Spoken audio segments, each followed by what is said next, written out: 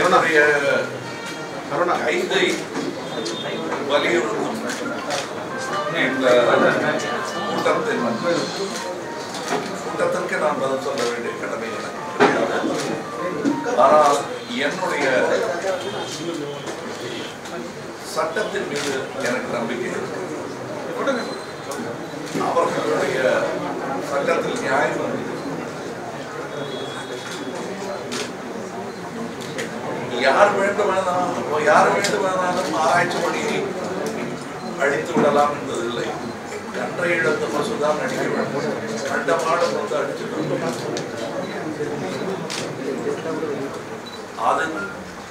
அது தெரிந்த அந்த நீதி தெரிந்த ஒரு சட்டம் இன்று வாழ்ந்து கொண்டிருக்கிறது. அது மேல எனக்கு நம்பிக்கை. கைது பண்ண சொன்னாங்க அந்த காலகட்டத்தில் சட்டம் என்னை பாதுகாக்கும்.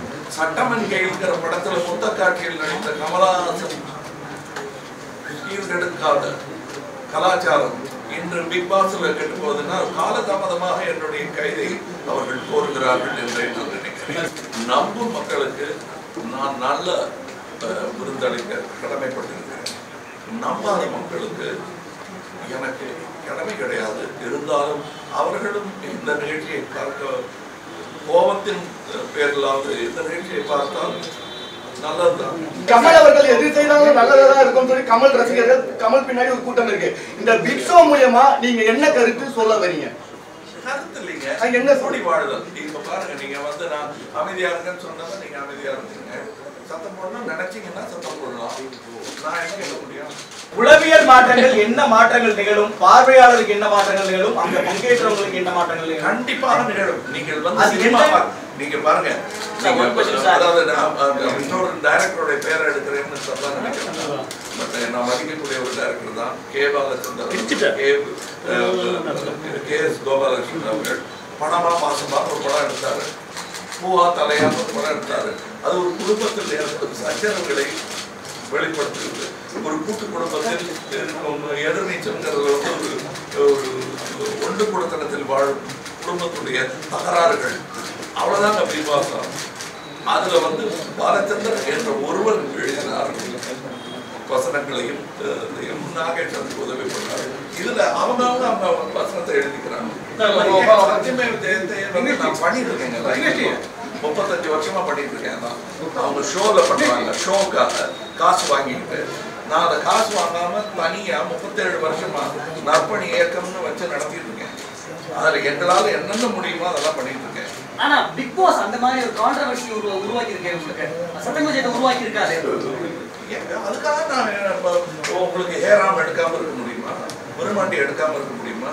விரும்பாண்டிங்கிற பேரை வச்சா தப்புன்னு சொல்லி அரசு என்ன தடுத்த பொழுது நான் சரின்னு ஒத்துக்கிட்டு மாத்தின பிறகு அதே பேர்ல அதே அரசு இருக்கும் போது அதே பேர்ல வந்தாங்க.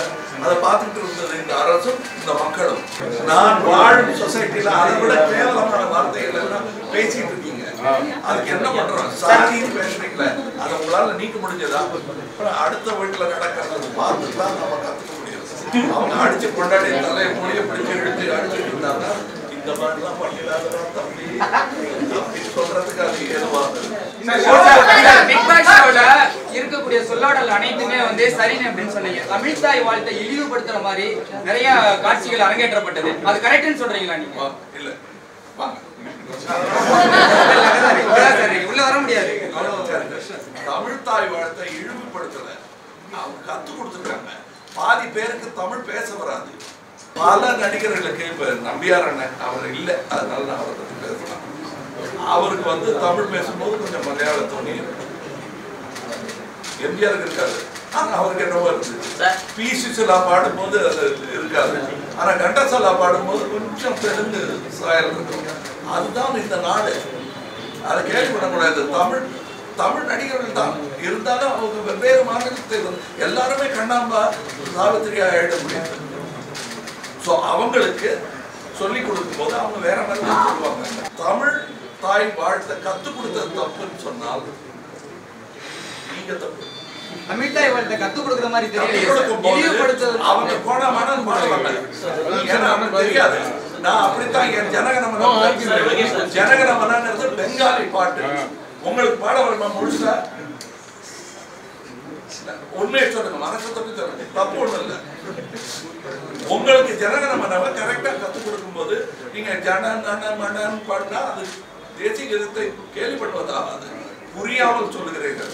ஜனகணமனன் சொல்லணுங்க, ஜனகணமனன் சொல்லக்கூடாது.